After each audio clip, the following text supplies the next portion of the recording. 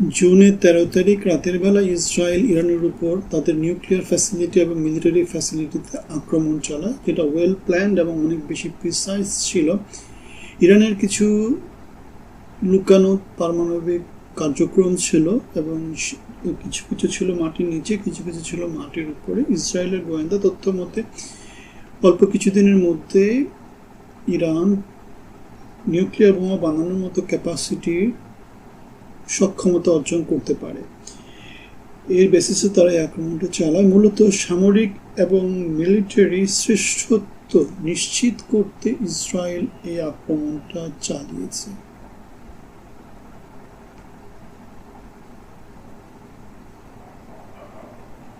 ইরানের যে বিস্তারিত আমরা এই ভিডিওতে ডিসকাস করব। ইরানের অনেক নিউক্লিয়ার ফ্যাসিলিটির মধ্যে একটা হচ্ছে ফর্ডো নিউক্লিয়ার ফ্যাসিলিটি। এখানে ইউরেনিয়ামকে সমৃদ্ধ করা হয়। এরপরে যেটা আছে সেটা হচ্ছে নাতানজ নিউক্লিয়ার ফ্যাসিলিটি। এখানেও নিউক্লিয়ার ইউরেনিয়ামকে সমৃদ্ধ করা হয় এবং মাটির নিচে এবং উপরে মিলে এই ফ্যাসিলিটিটা মোটামুটি একটু বিশাল। তারপরে যেটা আছে সেটা হচ্ছে ইস্পাহানে। এখানে ফুয়েল প্লেট তৈরি করা হয় এবং ইউরেনিয়ামকে পরিশুদ্ধ করা হয়। ইউরেনিয়াম হেক্সাফ্লোরাইড দিয়ে সেন্ট্রিফিউগাল পদ্ধতিতে অনেক বেশি পরিশুদ্ধ করা হয়। তারপরে যেটা আছে সেটা হচ্ছে খুন্দাব থেকে এখানে যেটা করা হয় হেভি ওয়াটার রিসার্চ ফ্যাসিলিটি এখানে আছে। তাদের যে বিদ্যুৎ কেন্দ্রটা আছে সেটা বুশার অবস্থিত এবং এখানে রাশিয়া থেকে পারমাণবিক জ্বালানি এনে বিদ্যুৎ উৎপন্ন করা হয়। রাশিয়াতে আবার জ্বালানিগুলো ফেরত যাওয়া হয় যাতে নিউক্লিয়ার বোমা ইরান তৈরি করতে না পারে। এখন দেখা যাক ইউরেনিয়ামকে কিভাবে উত্তোলন করা হয় এবং সমৃদ্ধ করা হয়। নর্মালি খনি থেকে কেটে কেটে টেনে টেনে গুঁড়া গুঁড়া করে ইউরেনিয়াম সংগ্রহ করা হয়। তেজস্ক্রিয়তা থেকে নিরাপত্তা নিশ্চিত করা হয় এবং সেন্ট্রিফিউগাল পদ্ধতিতে এই যে ইউরেনিয়ামটা সংগ্রহ করা হয় সেটাকে পরিশুদ্ধ করা হয়। খনি থেকে যে ইউরেনিয়াম পাওয়া যায় সেটা 0.7% মতো U-235 থাকে, বাকিটা থাকে U-238। এখন জ্বালানি হিসাবে ইউজ করতে হলে 235 এর পরিমাণ বাড়াতে হয় এবং 238 এর পরিমাণ কমা দিতে হয়। খনিতে যেটা পাওয়া যায় সেটা হচ্ছে অনেক বেশি বেশি U-238 থাকে। সেটাকে যদি পরিশুদ্ধ করে 5% নিয়ে যাওয়া হয় সেটাকে জ্বালানি হিসাবে ইউজ করা যায় বিদ্যুৎ কেন্দ্রে। আর 90%-এর বেশি যদি সেটাকে পরিশুদ্ধ করা যায় তাহলে সেটা দিয়ে বোম বানানো যায়।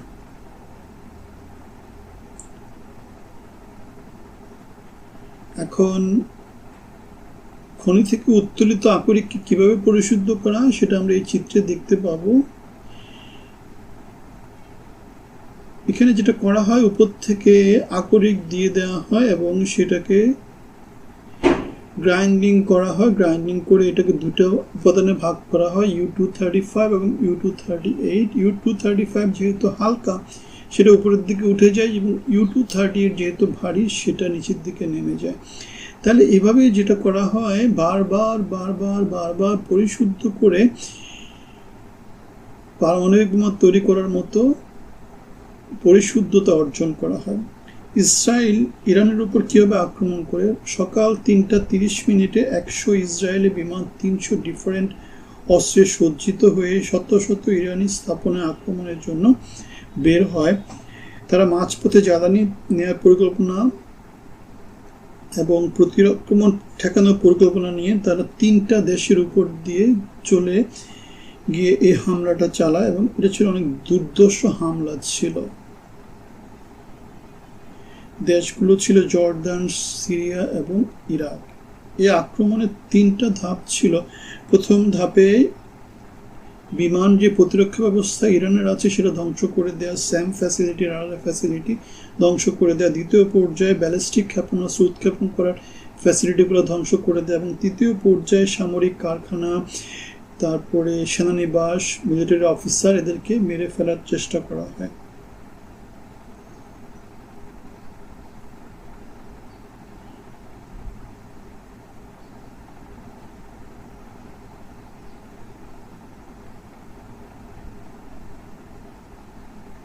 ইসরায়েল এই হামলায় 100 F-35, F-16 এবং F-15 অত্যাধুনিক বিমানগুলা তারা ব্যবহার করে, যেগুলোতে রক এবং গোল্ডেন হরাইজনের মতো অত্যাধুনিক মিসাইল দিয়ে সজ্জিত ছিল। এগুলো 1000 মাইল দূরে থেকে এসে ইরানের ভিতরে এরকম দুর্ধর্ষ আক্রমণ চালায়। এই আক্রমণ পরিকল্পনায় তাদের রিফুয়েলিংয়ের একটা ব্যবস্থা ছিল এবং অত্যাধুনিক যে মিসাইলগুলো তারা ইউজ করেছে সেগুলো সব ছিল গাইডেড মিসাইল ছিল। গাইডেড মিসাইল মানে এগুলো অনেক বেশি প্রিসাইজ ছিল।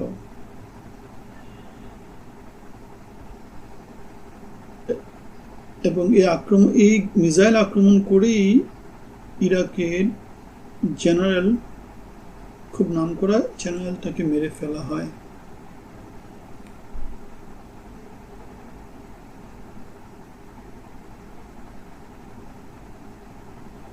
ইরানের যে প্রতিরক্ষা ব্যবস্থা ছিল তার মধ্যে বাবর বেশ ভালো কাজ করেছে। তারা কিছু মিসাইল এবং কিছু ড্রোন ধ্বংস করতে সমর্থ হয়েছে। বাবর একসাথে 2টা ক্ষেপণাস্ত্র ছুটতে পারে এবং 200 লক্ষ্যবস্তুকে তারা একসাথে ট্র্যাক করতে পারে। 450 কিলোমিটারের মধ্যে যে কোনো লক্ষ্যবস্তুতে তারা নিখুঁতভাবে আক্রমণ করতে পারে।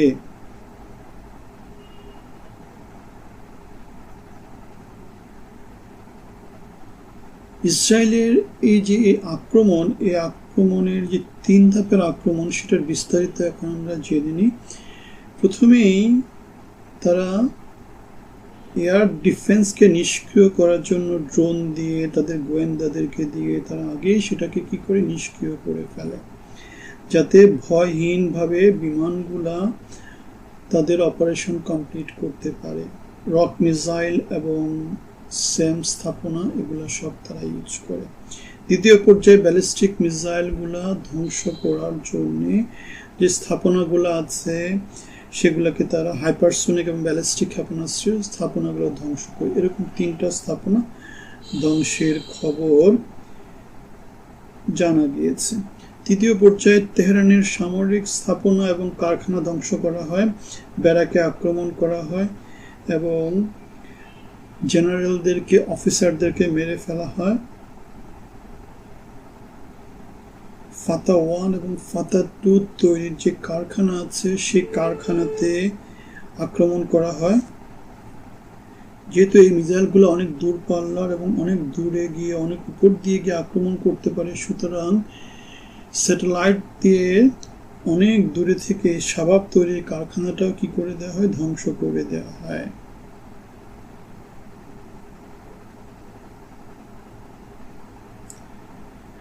সুতরাং ইসরায়েল তাদের শ্রেষ্ঠত্ব ধরে রাখার জন্য এবং ইরানের মনোবলকে নষ্ট করে দেওয়ার জন্য এই আক্রমণটা চালিয়েছে। প্রেসিডেন্ট ডোনাল্ড ট্রাম্প সেজন্য একটা কথা বলেছে, ইরানকে অপমান এবং ধ্বংসের হাত থেকে বাঁচানোর খুব চেষ্টা করেছিলাম।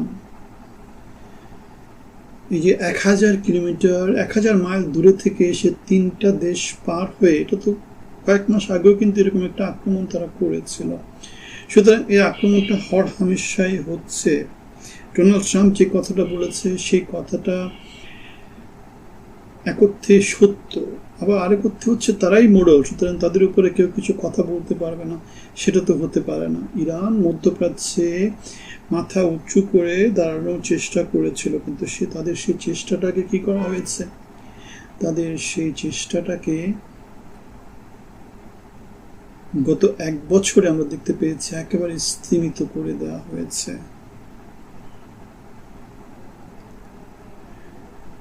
যদিও ইরান পরবর্তীতে নানা রকম আক্রমণ করেছে, কিন্তু সে আক্রমণগুলো ইসরায়েলের আক্রমণের কাছে কোনোভাবেই তুলনীয় না।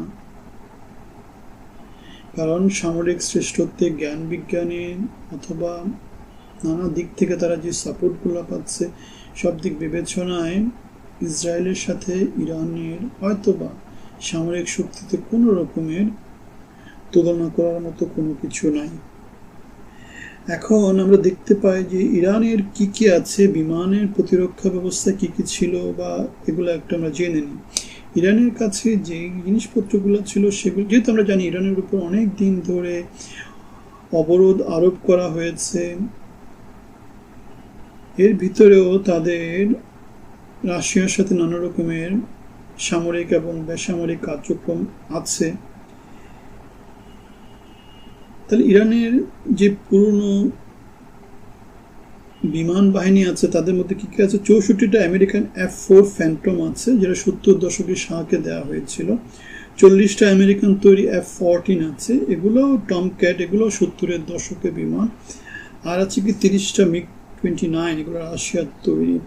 এয়ার ডিফেন্স সিস্টেম আছে S-300, এটা রাশিয়ার তৈরি অত্যাধুনিক।